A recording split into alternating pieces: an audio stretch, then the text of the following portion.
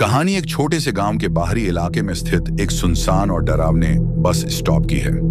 यह bus stop गांव से काफी दूर था और इसके आसपास कोई बस्ती नहीं थी। इसे लोग भूतिया बस स्टॉप के नाम से जानते थे, लेकिन इसके बारे में कई अफवाहें और डरावनी कहानियां भी फैली हुई थी। राहुल नाम का एक युवक एक दिन गांव से शहर जाने के लिए इस बस स्टॉप पर खड़ा था। उसकी बस थोड़ी देर से आने वाली थी और वह इंतजार कर रहा था। यह जगह सुनसान और ठंडी थी और केवल कुछ ही पेड़ वहां दिख रहे थे। सूर्यास्त हो चुका था और अंधेरा घना हो रहा था। राहुल को महसूस हुआ कि कुछ गलत है, लेकिन उसने इसे नजरअंदाज कर दिया। वह धीरे धीरे अपनी जेब से मोबाइल निकालकर देख रहा था। तभी अचानक एक पुरानी घड़ी बस सामने आकर रुक गई। बस का रंग फीका और जंग लगा हुआ था और उसकी खिड़कियां बहुत गंदी थीं। एक अजीब सी सन्नाटे जैसी आवाजें आ रही थीं, जैसे बस का इंजन बिल्कुल सही से काम न कर रहा हो। राहुल के मन में एक डर पैदा हुआ। क्या यह बस सचमुच यहां रुकी थी या कोई भ्रम था? उसने खिड़की से झांकने की कोशिश की, लेकिन अंदर कोई दिखाई नहीं दिया। तभी एक महिला की आवाज आई, तुम भी बस में चढ़ जाओ, इस बस को छोड़ना नहीं। राहुल चौंक गया, लेकिन फिर भी किसी वजह से उसने बस में चढ़ने का फैसला किया। बस का इंटीरियर्स भी बेहद अजीब था, जैसे कई सालों से किसी ने साफ सफाई नहीं की हो। जैसे ही वह बस में चढ़ा, बस अचानक से चलने लगी। वह घबराया हुआ था, लेकिन बस इतनी तेजी से चलने लगी कि उसे कुछ समझ में नहीं आया। बस में चढ़ते ही राहुल को लगा जैसे कुछ गड़बड़ है। उसने देखा कि बस में कोई नहीं था, केवल बर्फ जैसी ठंडी हवा बह रही थी।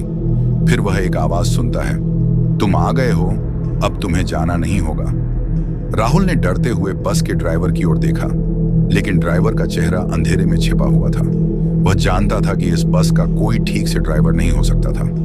अचानक बस एक मोड़ लेती है और राहुल को सामने एक पुरानी और भुतही इमारत दिखाई देती है। बस वहां रुकी और दरवाजा अपने आप खुल जाता है।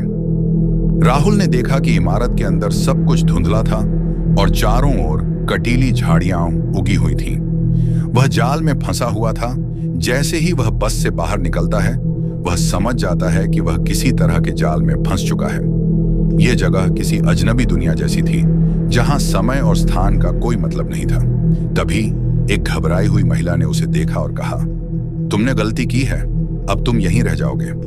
राहुल ने कोशिश की, लेकिन उसे यह समझ में आया कि वह बस और इमारत की दुनिया से बाहर नहीं जा सकता। उसके आसपास कई भूतियां आकृतियां घूमने लगीं। अचानक बस में घड़ी की टिक टिक की आवाज गूंजने लगी और पूरी बस एक साथ गायब हो गई। राहुल अब उस भूतिया बस स्टॉप पर वापस खड़ा था, लेकिन उसके शरीर में पूरी तरह से सिहरन दौड़ रही थी। वह समझ नहीं पा रहा था कि वह सचमुच वहां था या उसने एक डरावने सपने में यह सब देखा था। उसने अपनी आंखों को मलते हुए बस को दूर जाते हुए देखा और महसूस किया कि वह बस कभी किसी और को नहीं दिखाई देने वाली थी। कहानी का अंत यह वह स्थान था जहां लोग बस का इंतजार करते हुए अचानक गायब हो जाते थे और कोई नहीं जानता था कि उनका क्या होता था। राहुल ने उस दिन के बाद कभी उस भूतिया बस स्टॉप को नहीं देखा और न ही उस जगह की यादें कभी उससे दूर हो पाईं। लेकिन उसे एक बात हमेशा याद रही, कुछ चीजें कभी नहीं बदलती और कुछ जगहें हमेशा हमें अपना शिकार बनाने का इंतजार करती हैं। ये कहानी अगर आपको अच्छी लगी हो तो लाइक और सब्सक्राइब जरूर करें, ताकि आपके लिए मैं नई नई कहानियां लाता रहूंगा। लास्ट तक वीडियो देखने के लिए धन्यवाद।